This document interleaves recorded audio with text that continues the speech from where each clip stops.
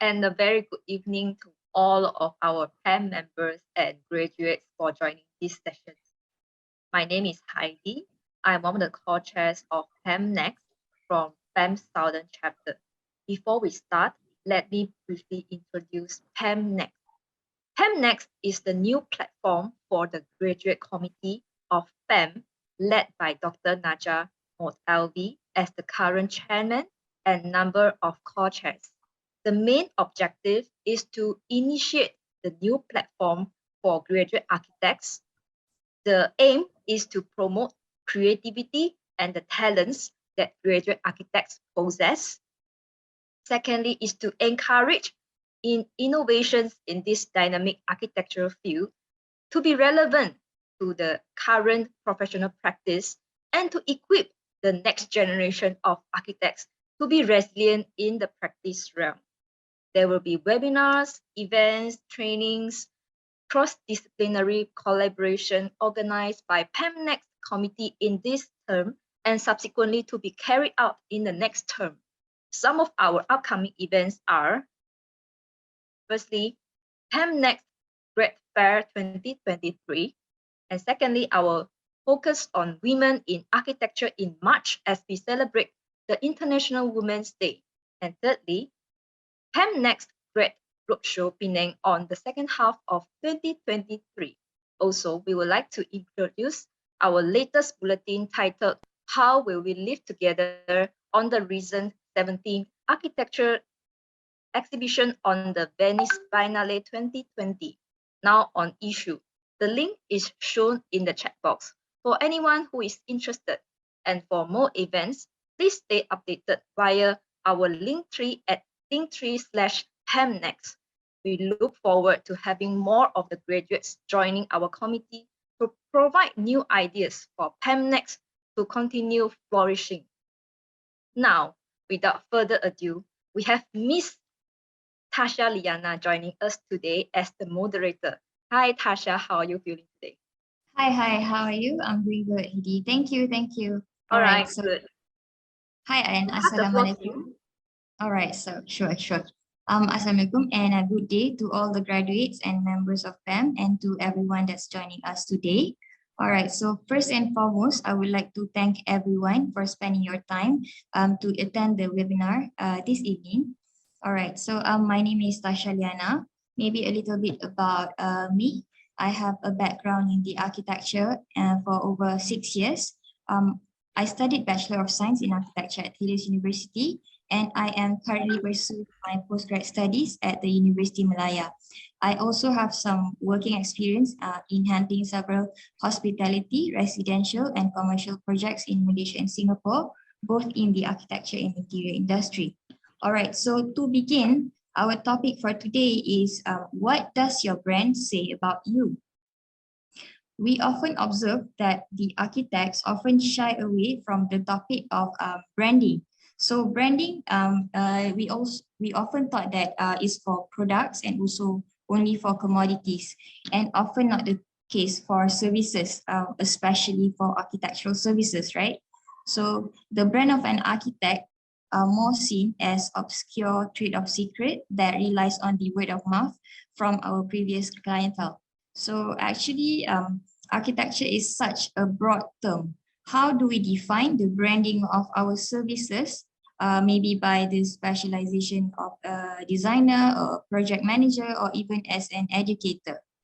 All right, so this session actually aims to equip the new and also the current participants in the architectural field, and also to have awareness about the value of the branding, and also how having a good value in your branding can add competitive advantage in the architectural field or in terms of your business sustenance.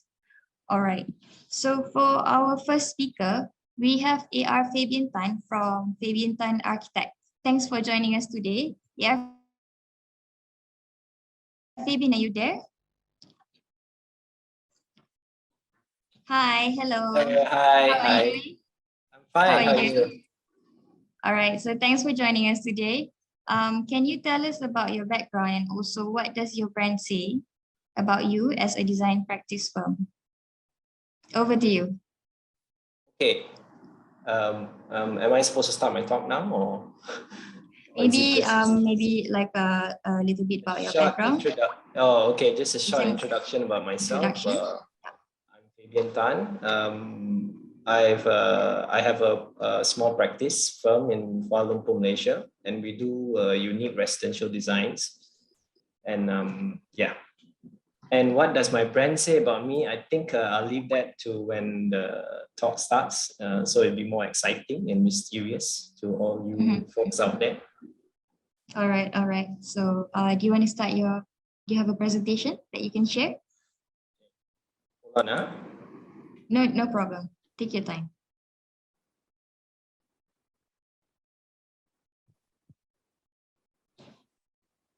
Okay. Thank you all thank you Pam Next for inviting me to this talk that I'm going to share with you now. And basically, my name is Fabian Tan, and we do unique residential designs, as I just mentioned before. Just a very short introduction about myself, yeah. And so when we talk about the word branding or brand, I'm probably not going to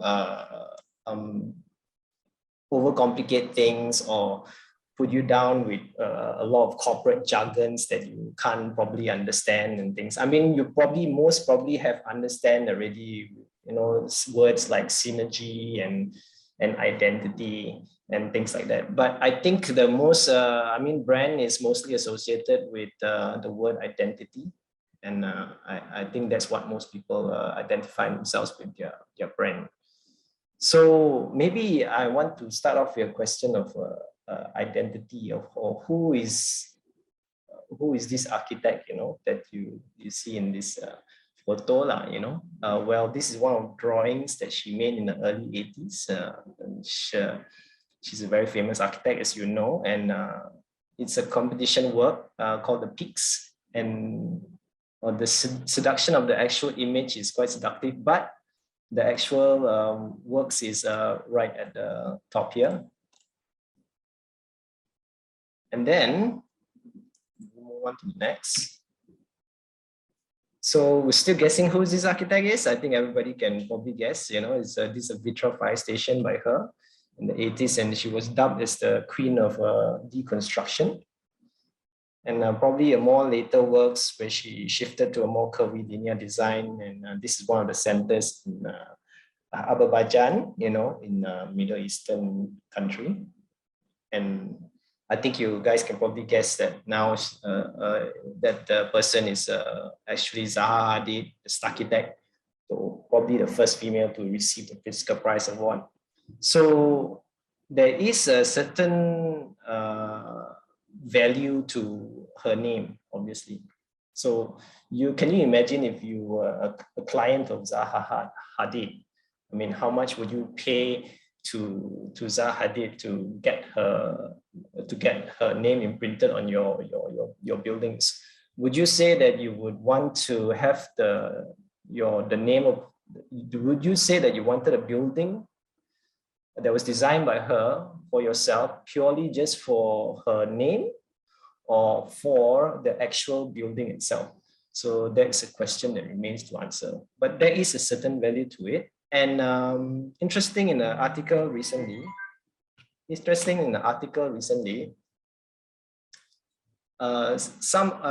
architecture firm did find a value to a name and actually put a number to it. And that company was actually Zaha Hadid Architects, which was led by Patrick Schumacher.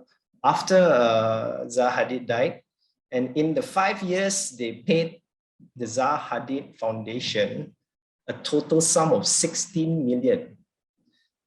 So can you imagine, just to retain the name Zaha Hadid, that was the amount, that was the value that was put to a name. I guess in extreme words, her name was more important than getting projects of that kind of sum of money, you know. So in other words, branding could be equated to some form of value. But in simple terms, as a Fabian Tan architect, we like to think of branding as a perception of something probably which is more than its actual value. So maybe I had a first taste of this questioning by my corner art, which I've done when I first was before I formed Fabian Tan Architect. And this is a kind of a corner art, which is put in a corner because I don't like putting art in flat planes like walls. It's just too uncool. So I decided to put a corner art in this art in a corner to hug a lonely corner. So the actual play of the artwork is the words, and the whole words or part of the words either associates or disassociates with the actual artwork itself. So in this particular work, you can say that there's a play of female and male interpretations, where you see the whole part of the word is a female part, but the actual part of the word is associated with the image.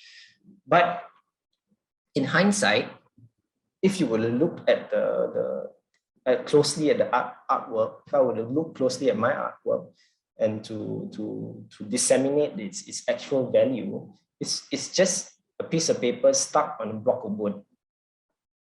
In short,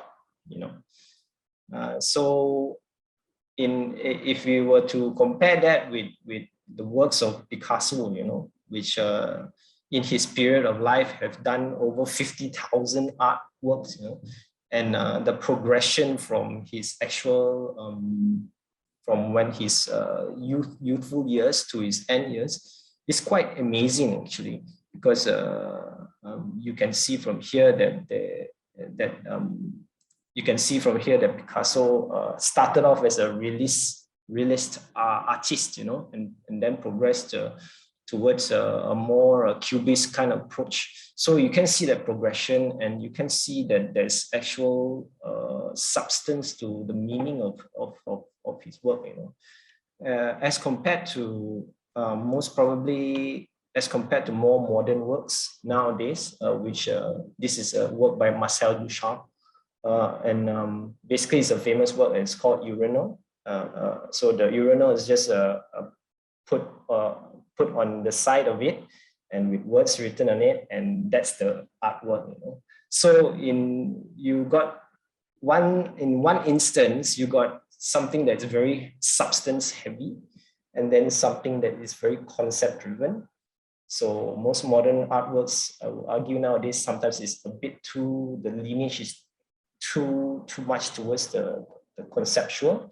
Whereas if you see the older works of even my favorite architect Palladio and those the Italian Renaissance masters, their works really have a certain substance about them. So this branding lies between this substance and concept line, where this line is ever changing, and even ever changing even more nowadays.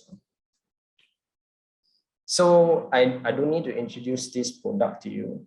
The iPhone is a very prominent product in the market.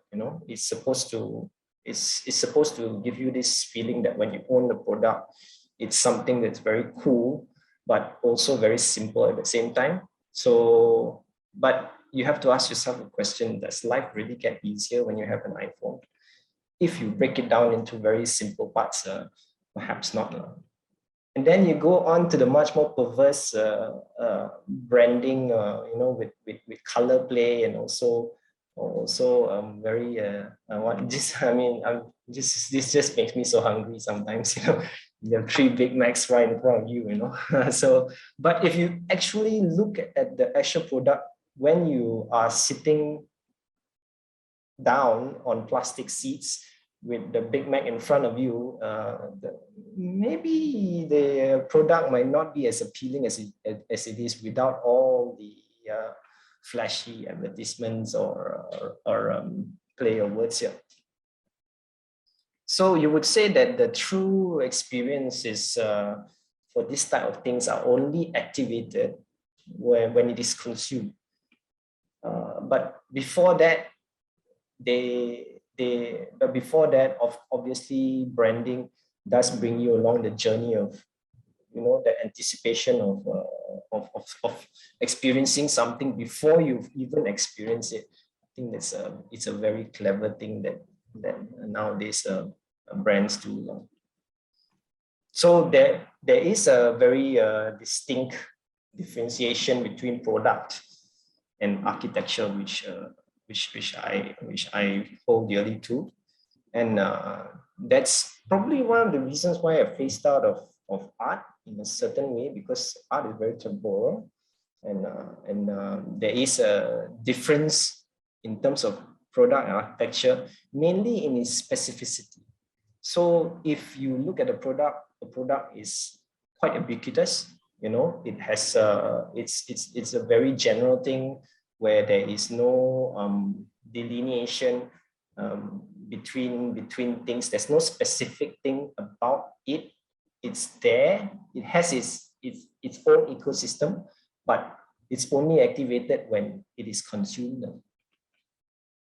So the difference between that specificities is in architecture is place. I'll just, these are just some of the few things. I won't go through all of it, but there's place, and there's culture, culture of different places. Where else, like when you have an iPhone in Mexico, or you have an iPhone in Japan, probably won't even matter. It's that ubiquitous is nulls out culture and context and people in a way.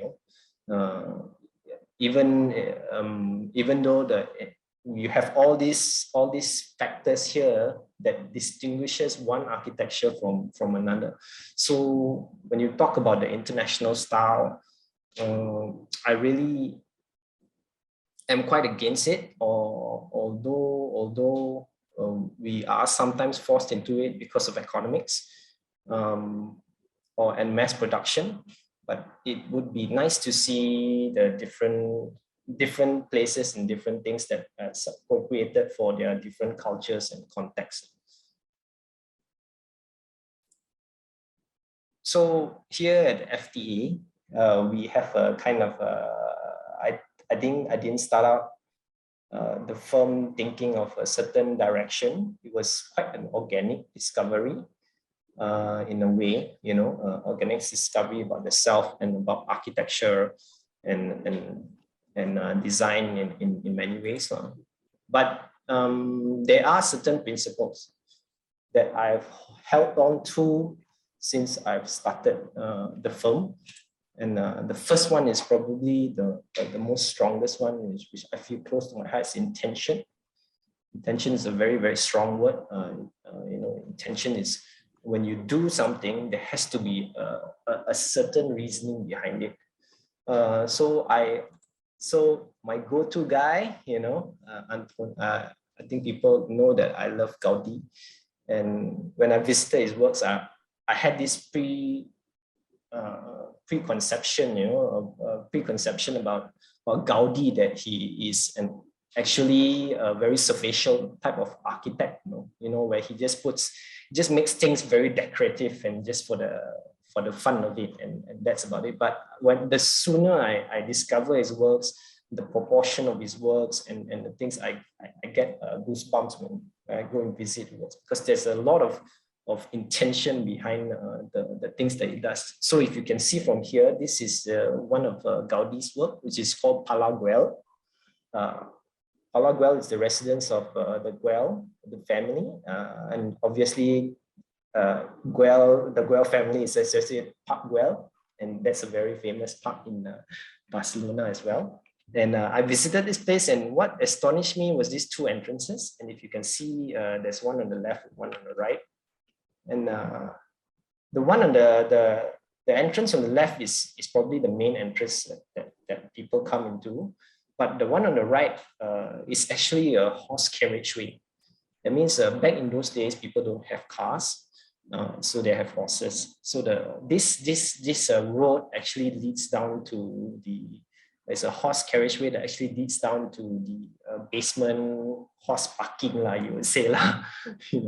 So what I found quite interesting about this was the actual driveway. So if you can see here, there's a driveway, and this pattern here on the floor. This brown pattern here on the floor. If you see it, I show it from the image, it looks like tiles, right? But actually, those are actually timber tiles. So the reason Gaudi decided to employ these timber tiles, which is made out of tiles in the proportion of a brick, you know, to emulate that kind of a driveway thing, was for the reason of that when the hooves of the horse hits the actual timber tiles, it makes lesser noise than if it was actually on a rock or a granite surface or tile surface. So that reasoning itself was very, very interesting, you know, where the materials that he chose and the way that this floor was designed to fit a certain type of intention or a function. So in that way, so I took that kind of idea and tried to employ it in some of my works. And this is probably the first one, which is in Eigen House. And if you can see from here, it's a staircase that leads up to a pool. The sculpture staircase was designed with the intention to have it sort of like more like a square form, you would say, you know. But so I'll give you more views of it as you go up. Almost certainly looks like a dogleg staircase. And it's a very short dogleg staircase, but actually it's a spiral staircase that's encapsulated in a square form.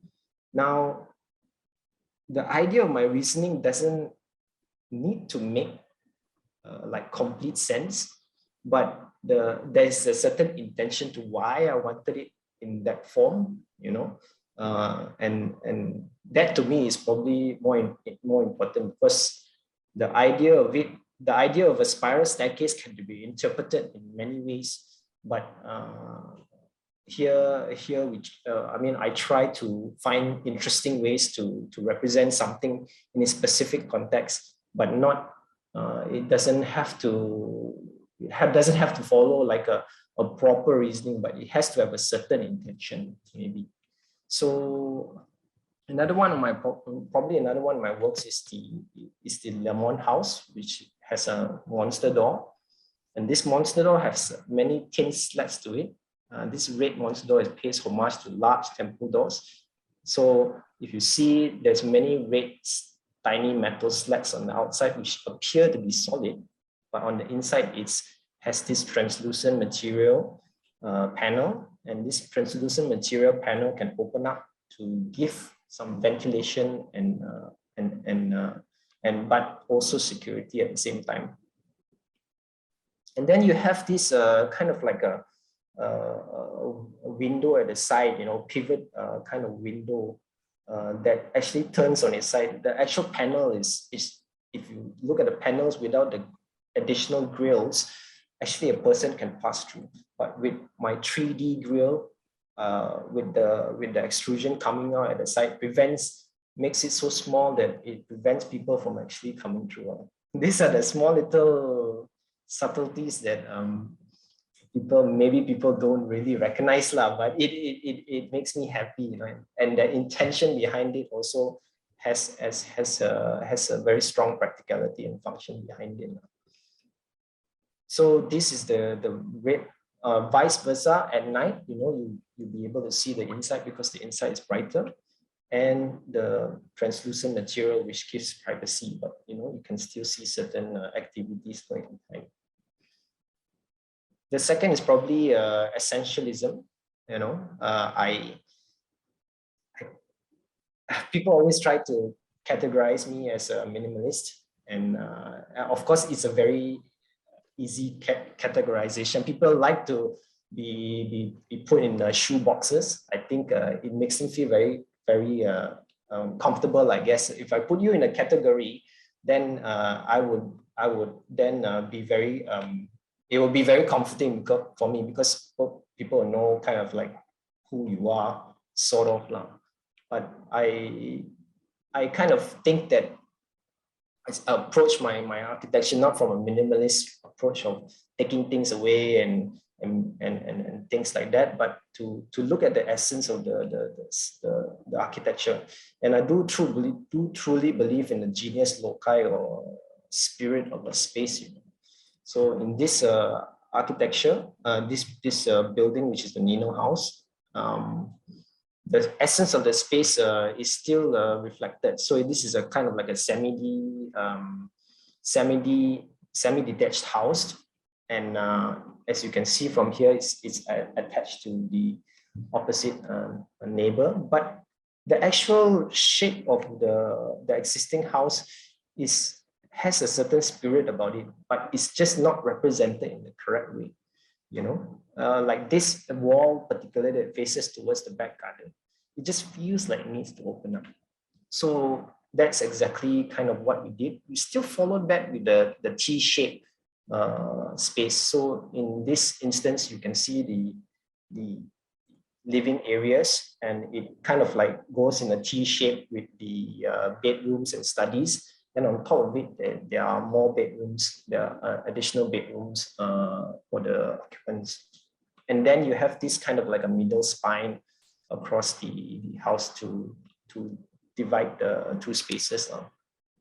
This is the first floor plan with the bedrooms on top. So in a way, the clients wanted us to the cues of our ideas also come from our clients sometimes, and they do have some really funny requests. Like this particular client wanted a barn design, those kind of things that you see in country homes in Americas, where they said, I like this barn, kind of modern barn design. So I guess in terms of the barn design, I didn't take that idea literally make a barn out of it, but I did take the idea of the pitch. Usually barns are in a pitch form. So I took that idea and reflected it in the architecture. So as you can see from here, the idea of the pitch is represented in two sides, which I will show you in due time. And the external side of the architecture, where on the first floor, you will see the pitch barn, that's a concrete barn almost, that sits on top of the house.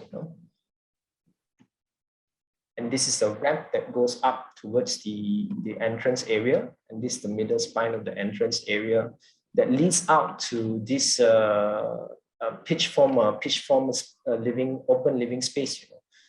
And if you're reminded of the pitch from the outside, when you enter the house on this side, you are also reminded of that pitch form. So it's quite interesting to see these two pitch form interact with each other to form kind of like voids at the top, openings at the top that relate towards the ground floor. This is the view of the pitch on the other side. And also there's also this interesting idea of opening up the house, like how I was saying before. Sometimes the place wants to inform you of something. Because this is on higher ground, I open up on both sides. So on one side, I will have a garden, and on the other side of the space, I will have a koi pond, which the clients love, and a deck area. So almost like we're opening up the area. This is towards the front, and towards the koi pond, to have this very open kind of area. This is towards the outside with the koi pond, and the view of the koi study room towards the koi pond, and the view from the back to the front. And I sometimes feel like I torture my contractors because I do the concrete blocks to the actual windows follow the actual dimensions of the concrete block, so it's not the other way around. So all the concrete blocks are in full exact pieces, even when it turns around the corner and everything, and torturing my contractor with the setting out of this building was very fun. But we loved the journey, I guess. This is a staircase that goes up to reach the staircase area, and yes, and as you reach the top, you get a feel of that pitch form. And that becomes kind of like a bookcase and then where you can sit on top of it. But don't be suicidal like this girl, but sit but the other way around. And maybe you overlook towards the ground floor from this area here. And you can really feel that almost like a warmness from the pitch and its materiality of timber now. In the house at night. I think probably the third and the last principle that I most adhere to is restraint and refinement. I believe it's a really crazy world now. The lines of substance and concept is constantly expanding into things that doesn't exist. I'm very amazed at how Bitcoins and NFTs and metaverse, in terms of its value, of something that doesn't exist, it's so powerful and so interesting. But perhaps I like to stick with what I know and what I feel in this earth. So that's one of my core principles of restraint, because now the options are limitless. It wasn't like before where designers will go and seek some ideas. Now I think more important is how you refine those things. How you not be influenced by too many things. So where things just become, it's just floating around your mind. And then you can get very, very overwhelmed by this desire to do everything and anything. So we work very, very well with limitations, and this is probably reflected in one of our projects. This is an interior design project in the mansions in Desa Park City. And obviously in this kind of developments, you're not so allowed to touch the outside. And we try not to even touch the elements of the actual architecture. So as you can see from here, as you enter the house, you're met with a staircase in the middle of the space, which is quite awkward, I would say, and this staircase goes up to this and changes into this weird glass balustrade. So it's strange to me, so what we did was actually wrap up the staircase with timber, and towards the living room, we simplified the space more, and we added this kind of like spine, which I'll probably explain. So by wrapping up the staircase, we have some like elements that are we kind of like amplify the elements in simplicity, you would say. So the elements could be like a column which is horizontal or diagonal beam, and also a diagonal beam that and a horizontal beam, and also platforms and walkways.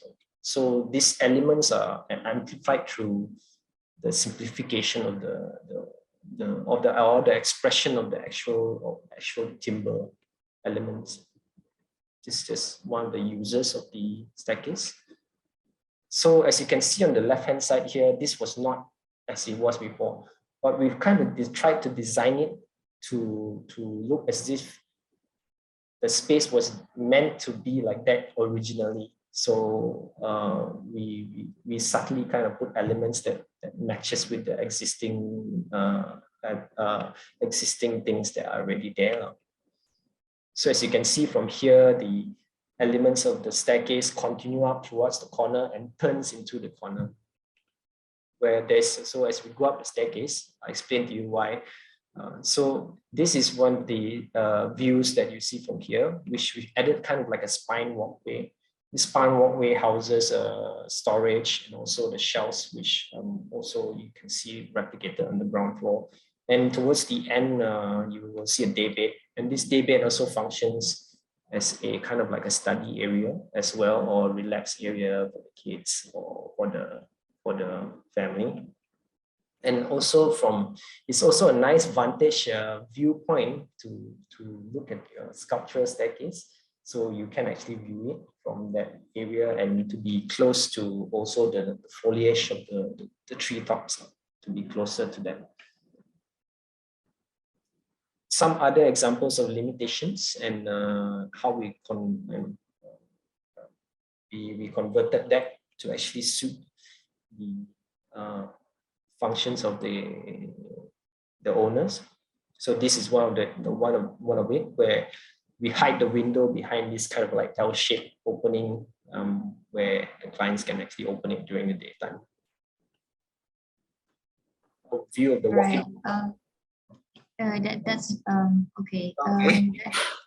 That's a very good, nice sharing. We really want to hear more, but then actually we actually I'm just 5 minutes away. So all right, sure. No problem. Just 5 minutes away. So if you bear with me. Problem. Thank you. Sorry.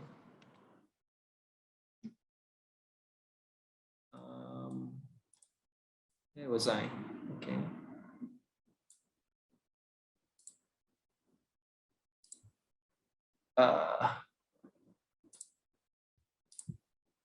Yeah, so I'm just gonna run through this very quickly of existing spaces converted into what. So this used to be a bedroom, but now it's converted into a bathroom. And then going towards to the roof deck.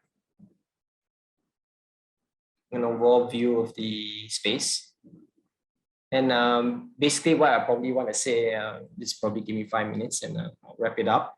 I wanted to say is maybe there's some secrets to architectural promotion, which I will share with you right at the end of the slides. You wouldn't want to miss this, right? So I guess promotion is a form of brand expression. But I'm afraid to say that branding is not architecture. So the actual act of making architecture, or the simplification of, is a kind of a perverse simplification of saying that you want to brand a certain type of architecture, or you want to create architecture for the sake of monetary purposes or fame purposes. It's a self-defeating act that does not equate to architecture. I'm afraid of that now. So maybe what I could say is to focus on the substance, and the concept will come. Thank you.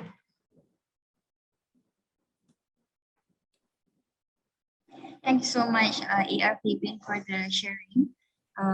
Really interesting when you talk about the intention in essentialism, and also we can associate your branding as the design of your identity, I guess, in some way, right? All right. So moving on to our next speaker, we have Mr. Sujak Hasbollah in the house today. So thanks for joining us. Can you tell us a little bit about your background, and also maybe have some presentation to share with us? Yeah, sure, yes. Thank you very much. I will start to share my screen.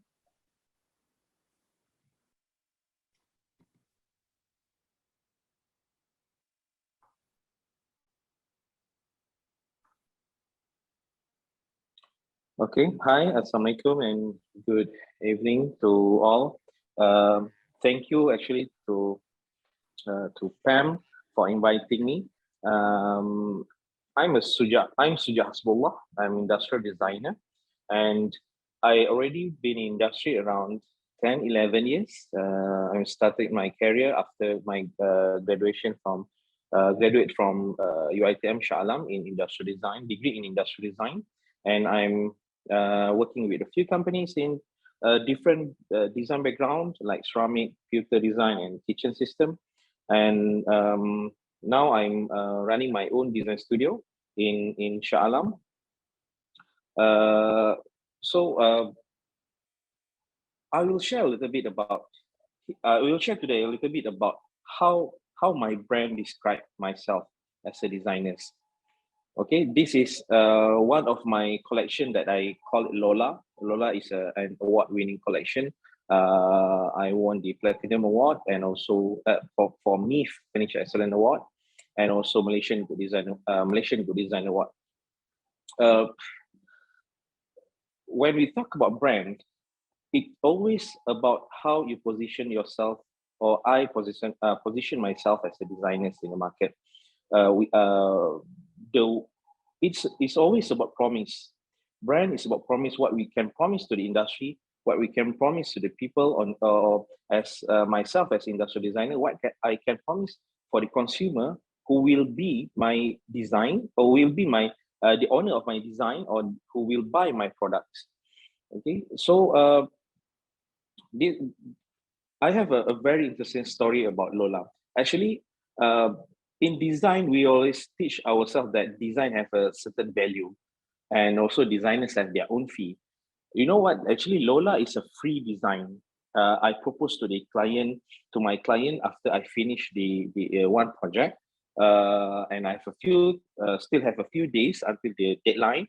And I propose to my client, how about we start from the ground, and I create for you for free something that very simple, but you didn't have in your product line. So that start the Lola. And actually it's inspired from the story of Hansel and Gretel. It's about the cake house, everything, because myself as a designer, I have my own definition to explain or to deliver to my audience about myself. Every designers have their own philosophy, have their own understanding about design. So I always tell people about myself as a designer who create a story for people, who create a story for people to explore.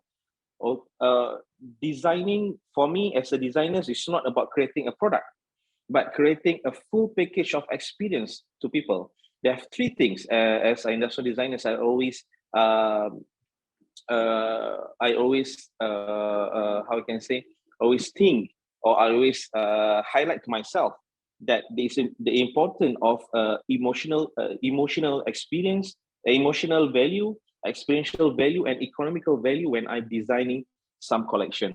So I always tell story to people to make sure the consumer can understand the definition of my design.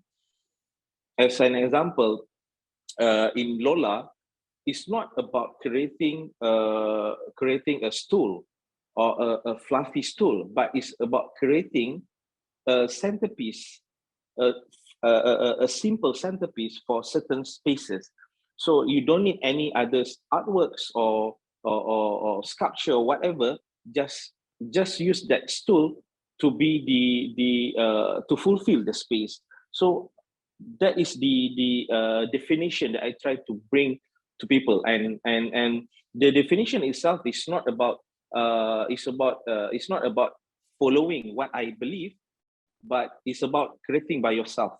So this is one of my my collection that I exhibited in Milan, the Salon Satellite, Salon del Mobile Milan, and this is one of the collection that I got as a finalist for Salon Satellite Award 2014, if I'm not mistaken. When this is my first time I'm exhibited in Milan, this is one of my breakthrough, I can say.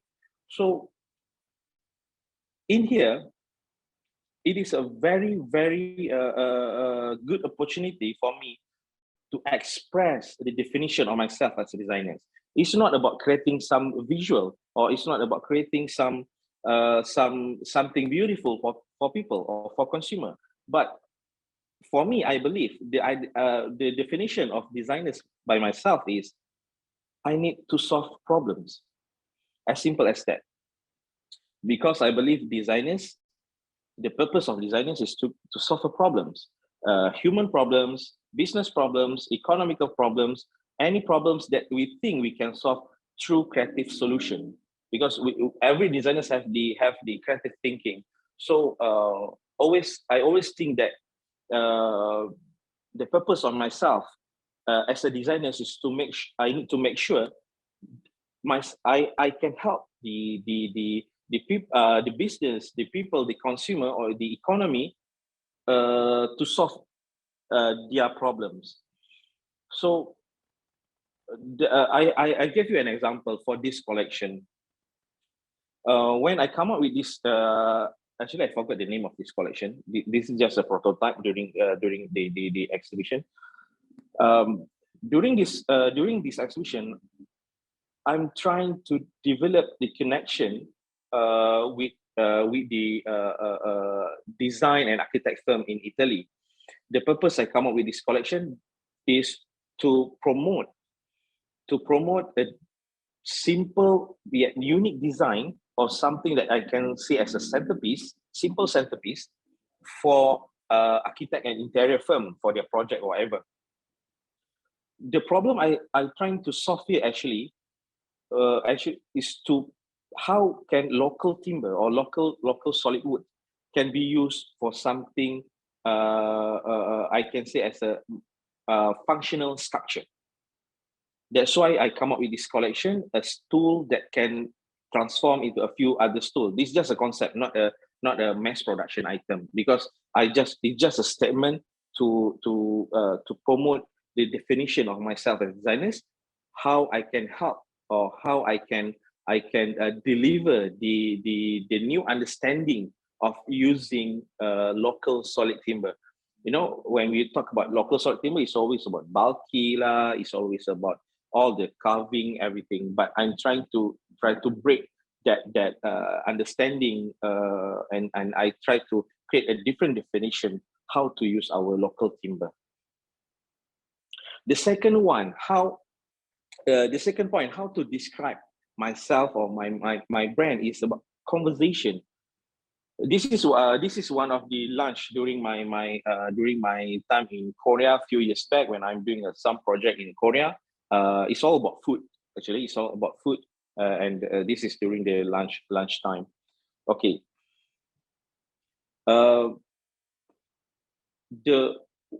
Every project, if we get a certain project or certain client, I always believe that we always start with this first layer information.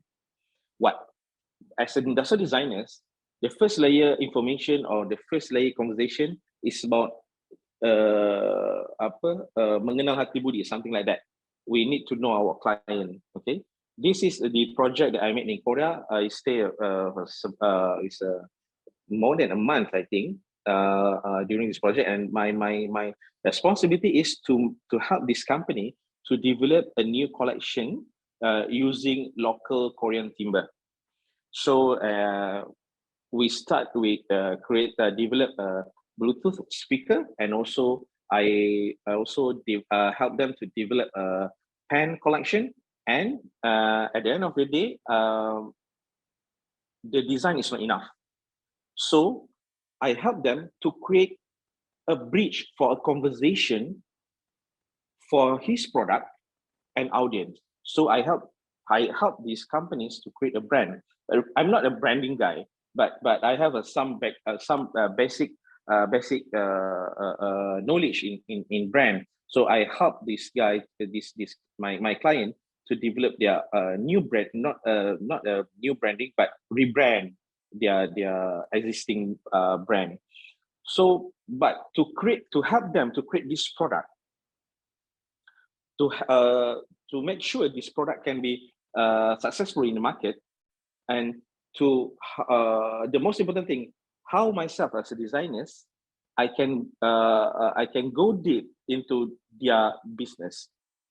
That is very important. Normally, we will know about the surface of certain companies, but my point here in conversation is how we can help the companies through the conversation.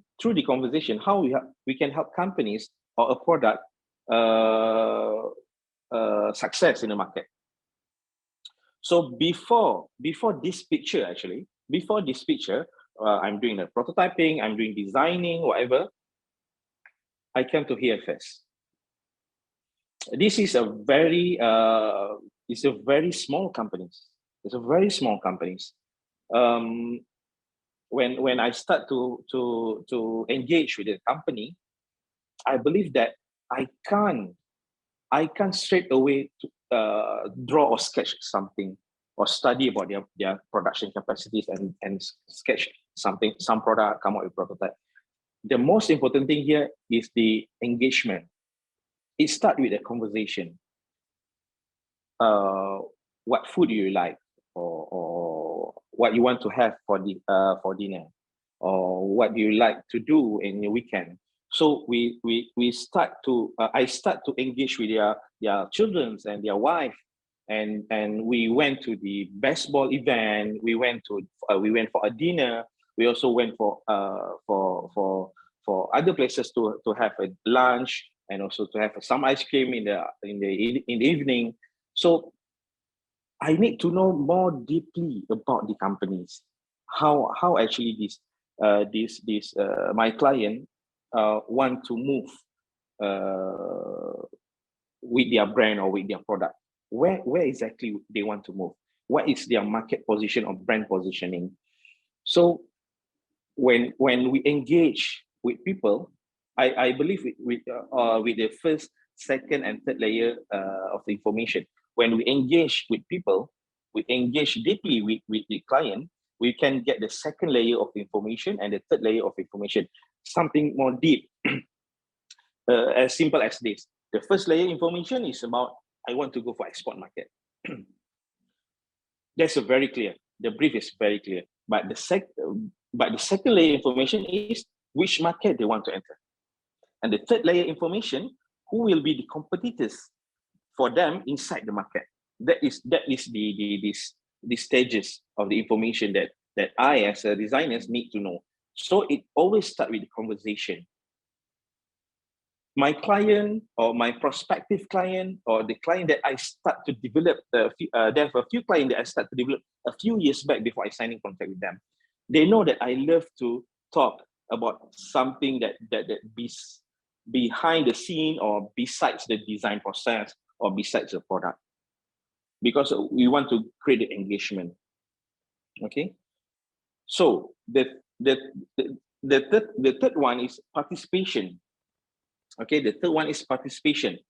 We need to, I believe, as a designers, and I always do, I engage with my client or with the consumer, and I advise them to participate in the process. Okay, to participate in the process. Why it is very important for designers for your client to participate in the process? Because client are the stakeholders. Okay, and also they are paymasters lah.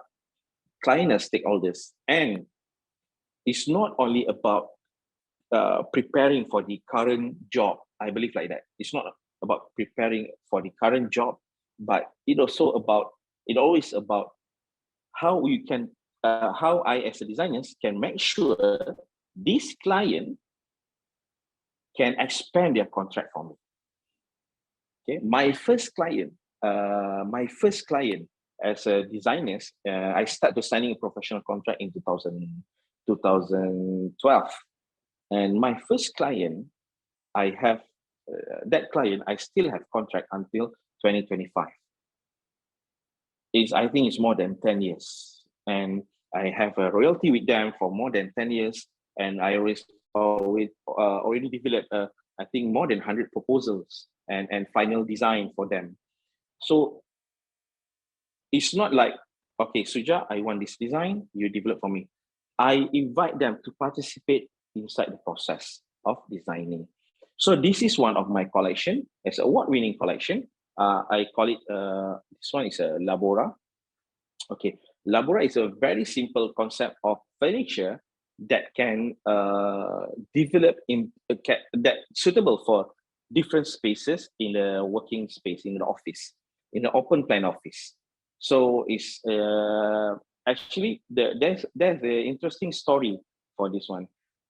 For this company, for my client here, for the next collection, they don't know actually what to do. They already stuck. They already stuck with this development I do in in 2018, if I'm not mistaken. They start with the market demand, they start with the interest, market consumer interest, and they start also with the trend. So what we have right now, only the space. How we can fill up the space with a good design. So from what I'm doing as a designer, I invite the companies to participate in the research process. Okay, the marketing team, the sales team, the owner of the and also the production.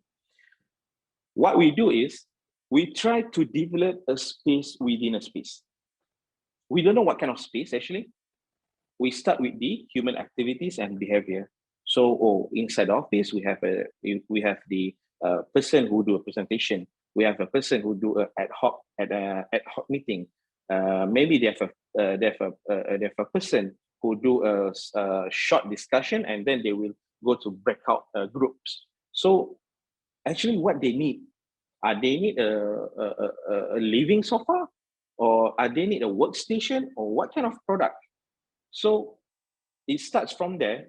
My client get more interested when involving with the design process, because before this, I'm the one who do the design, and the client always provide information. And they think design process is about pen and paper and sketch. Even though I always do a research, market research, and geographical expansion, it's about benchmarking, it's about product positioning. But my client always think designers is pen and paper and draw. So when I invite them to participate inside the process, so they know, okay, Sujak, I know right now how actually the design process work. So that the invitation to participate inside to the process of designing help them to have a clear direction and vision for the companies. So starts from there. One of my I can say SOP, not SOP. One of my I always propose to my client to participate participate with the process of designing.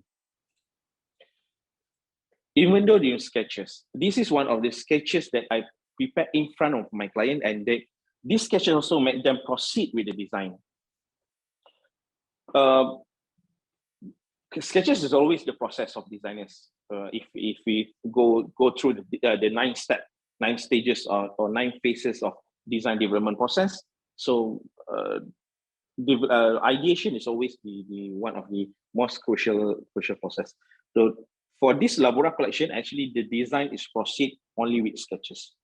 I also quite can say shocked when they proceed with the sketches and not proceed with the proposal. So because they already involved, they already participate with the whole process, so they know actually the guideline, the direction of the design, the concept direction, the product positioning, only through the findings that we get from the research. So when I sketch to answer the findings, and they think this is the suitable visual, so they just proceed like that. So I think participation is one of the strong identity, or I can say a value that I put in my brand, to make sure every person or every company who pay me, who hired my design studio, who collaborate with me, they know about the process. Okay, I always tell people that I'm not a design operator. I'm not a person who will sit with pen and paper and ask you what I want to do, what I need to do, how should I do, whatever. So as a creative consultant myself, so I need to make sure the company always get the impact, not only after they sell the product, but along the process. Okay, this is the process of prototype development, and yang sebelah tu adalah the actual product that I exhibited in MIF 2019, if I'm not mistaken. And the pink one in front is one of my favorite, the rocking, I don't know, is it horse or whatever. So before I proposed to my client to participate in the development process, I'm the one who only do the feasibility study for my prototype or my concept or my design. So when I start to invite them, try to sit on the prototype, try to feel to give an honest answer or honest feedback or critics about the feeling, the measurement, the anthropometrics or ergonomics or whatever. So using their own language. I mean, they may not understand a certain technical language in design. So as simple as okay, duduk ni sedap tak? Are you feel comfortable? Okay, comfortable. How about your spine? Is it have some pressure on your spine when you sit on it, or do you have how about your buttocks? Is it lower than your hips or whatever? So all the information that all the process when they join during the development, help them to have more understanding in the development process. And All right, so yeah. I think we've got to wrap up in terms of your presentation because we've got only 5 minutes and we still have to make way for the Q&A session. Okay. Yes, sure. I guess. Yeah. Okay. So, all right. Okay. Thank you so much. So I find that very interesting that, to you, branding is a kind of a promise to your client, and also like participation or collaboration with your client. You do that as part of your branding of your business as well, right? Yeah. Right. Okay. So now, thank you to both of our speaker for your very inspiring speech and also all the words of wisdom.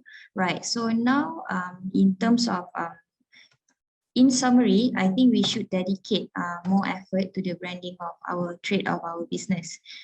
So this is important, as having a good value in branding can be a crucial factor for a competitive advantage in the architectural field.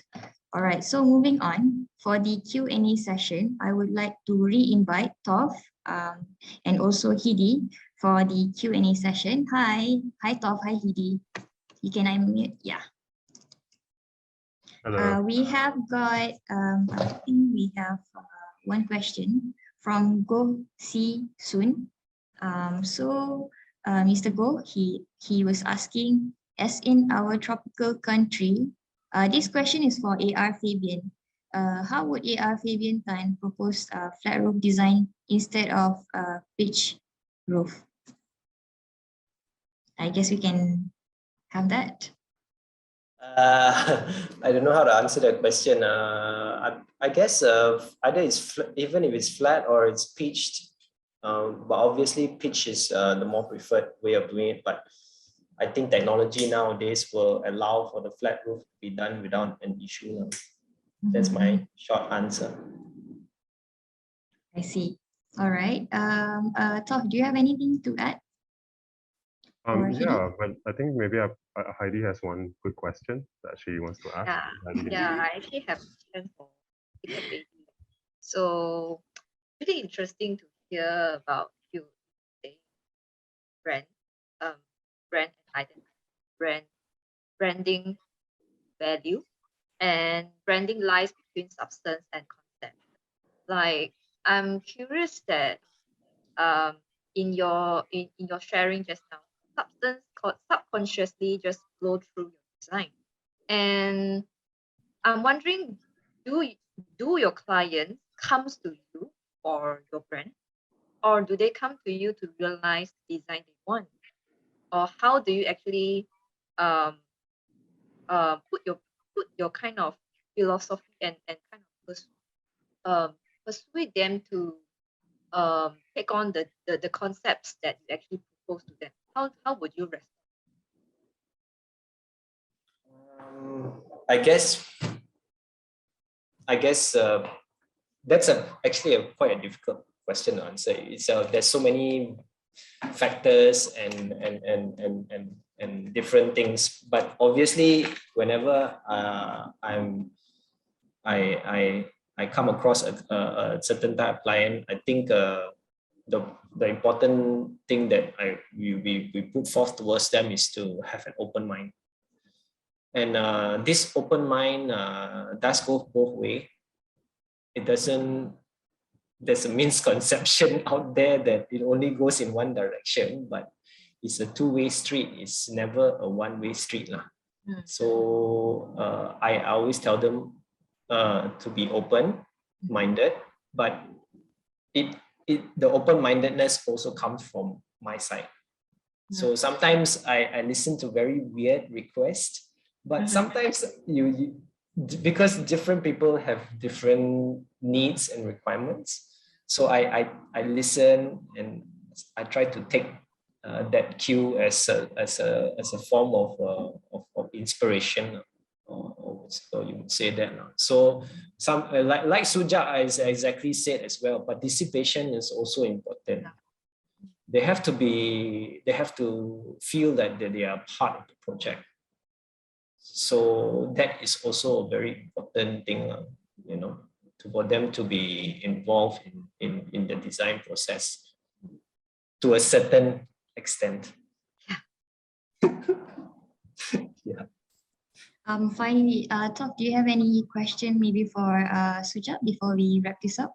Yeah, I think I'd like to maybe share this with both of you. Thank you for the sharing. Okay, architect Fabian shared, I think, quite lengthily about his brand as his identity of his work, right? I think there's a lot of integrity there. And well, I think Sujak explained more about the methodology of creating a brand experience. I do know. I'm really interested in the last line at the end of Architect Fabian, that is architects not branding. I think that needs more time to talk about, not like 5 minutes. But I mean, even in the examples that were shared, like relating to like Zaha architects, or even Zaha herself, have done a lot of works that were generally quite conceptual.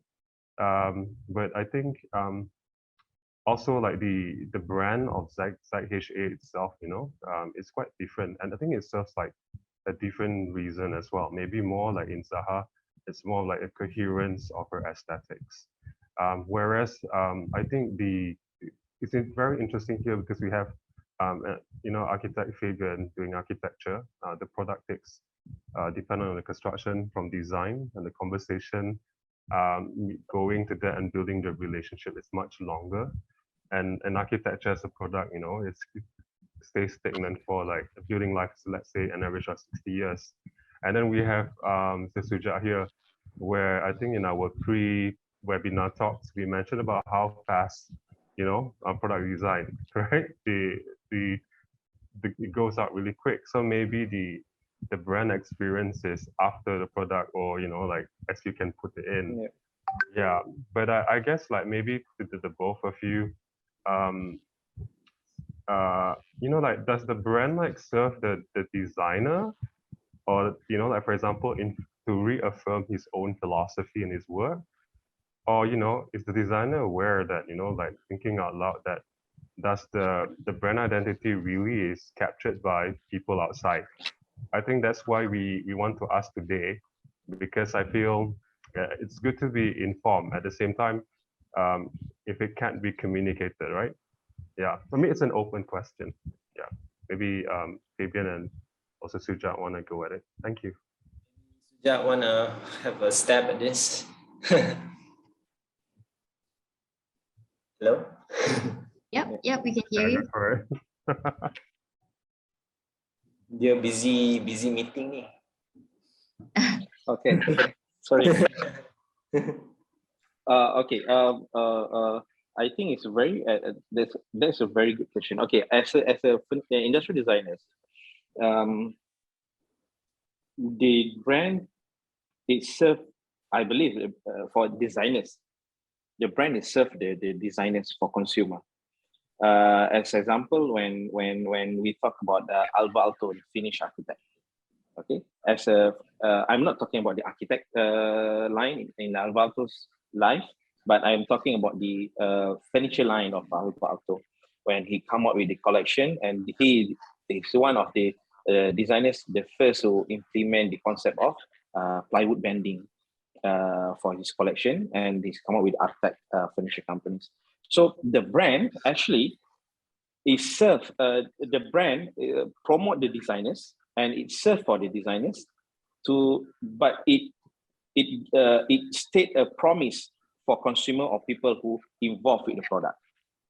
I believe something like that, which means if you buy, let's say you buy, you already believe a certain product or certain brand, you always buy that brand. You become a brand loyalty, brand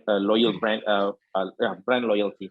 So same goes with the as a designers, because the brand not as a tools to show your name or whatever, but it's a tools to, I believe it's a tools to promise to people what I can do, what I can deliver, what I can give to you, something like that. So it is for the designers to serve people.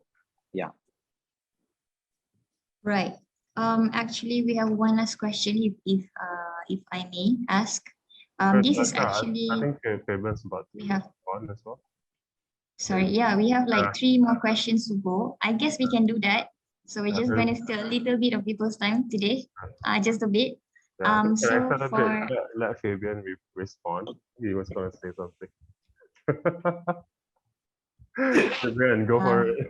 Don't worry, I'll answer your question, Sasha. I think in response to, because Sujak and I come from, we're doing very different things. He comes from a product line, and I'm doing architecture. But there are also, I believe that nowadays, obviously with social media and things like that, especially with how branding has become, to a certain extent, quite perverse. If you see the architectural profession itself, for many years, it's been regarded to be in the same lineage as doctors and professionals, and there is a certain reason why they cannot promote themselves. I think even as architects, we are not allowed to self-promote to a certain extent. We can't say like, I'm the best architect in Johor and some say in Batam, that kind of a thing, There's a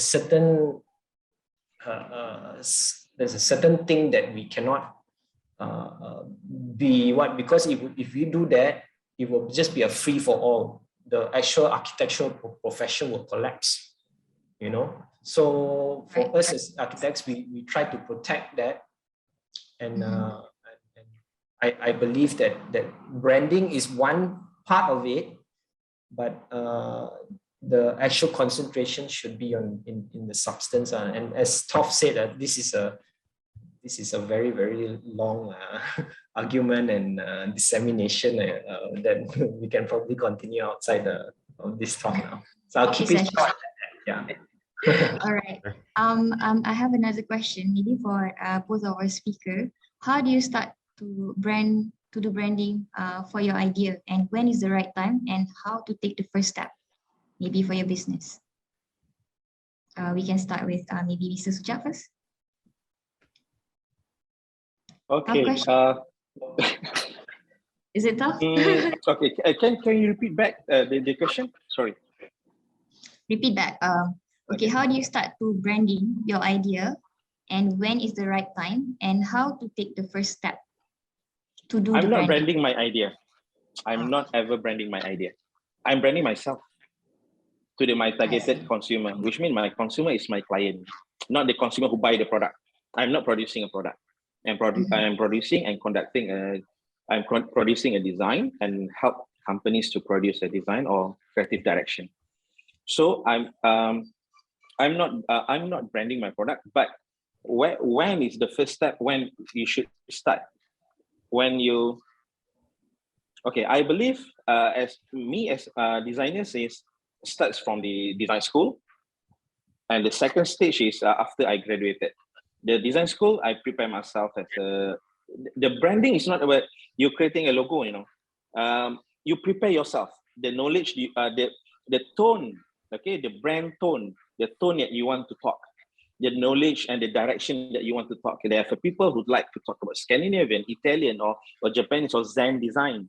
So what kind of tone you want to go? What kind of design vocab or language that you want to talk? You want to talk about economics, technical? You want to talk about semiotic and semantic design? What kind of tone you want to talk? So because the tone, the language, whatever you prepare for yourself, it will create a perception for people. Oh, this guy as a designer who love to talk about this thing. Design is he is designers to expert in this thing. So it must start now if you didn't have. Okay, it must start now, but it's not about creating a name tag, logo, brochure, no. Okay, it's prepare yourself. Prepare yourself to talk, to put yourself in certain position. Yeah. All right. Maybe we can have we have time for one more last question for AR Fabian. From Husna Munira, she was asking, do you think we should have a unifying element in our design to be branded as a Malaysian architecture design, like Japanese design? And what element or style do you think would be a Malaysian design brand? This, I think if you want to go back in history and in time, you know, Malaysia doesn't have an identity, doesn't have a strong identity, if you ask me personally, because we are steeped with such a rojak of culture, right? That we don't have a particular, of course we can break it down to races, but I'm not going to be, because I'm a Malaysian, okay? And so if you want to break it down into races, of course there's the design components can come from the Malay, Chinese, or Indian, or even line, or even other races that make up the Malaysian component.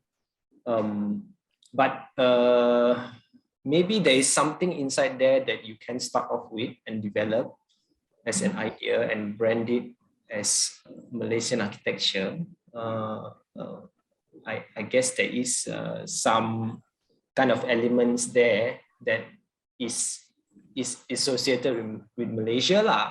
I mean, just to take into a very, very simple example of the most prominent building in KL, can you guys guess which building is that?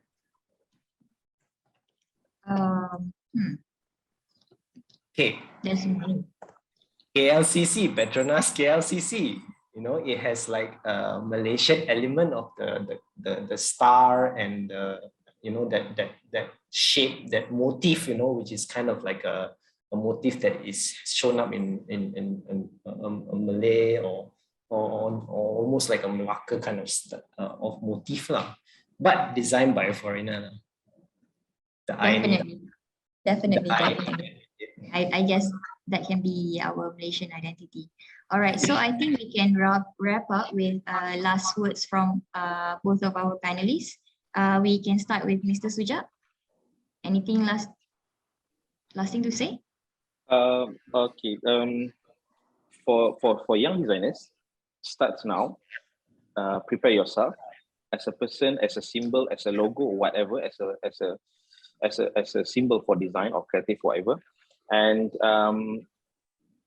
as a designer also, you have the responsibility, and skon hat for Allah, beauty for all. So we need to make sure that design not only for certain position, but design is for all. Yeah, that's it. All right, and last word from AR Fabian.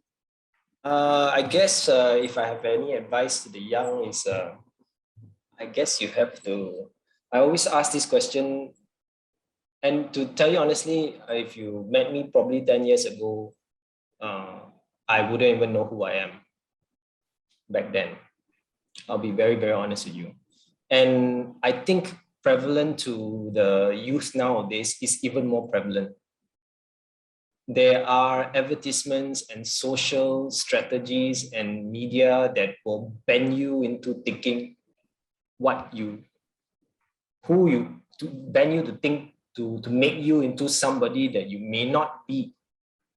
So I guess my advice is to take a road of self-discovery lah. And this self-discovery takes time. It takes a lot of reflection, and it takes a lot of mistakes, and obviously it takes a lot of sometimes along the way you will suffer, but I guarantee you at the end of it is all worth it. Thank you so much, AR Fabian. Thank you so much, Mr. Sujak, and to Top and also Hidi and everyone in the PAM team. All right. Thank you so much, AR Fabian, and also Mr. Sujak. Thanks for your time. Thank you so much. Yes, thank you. All right, take care. Bye. Thanks, Fabian and Sujak. Bye bye. Yeah.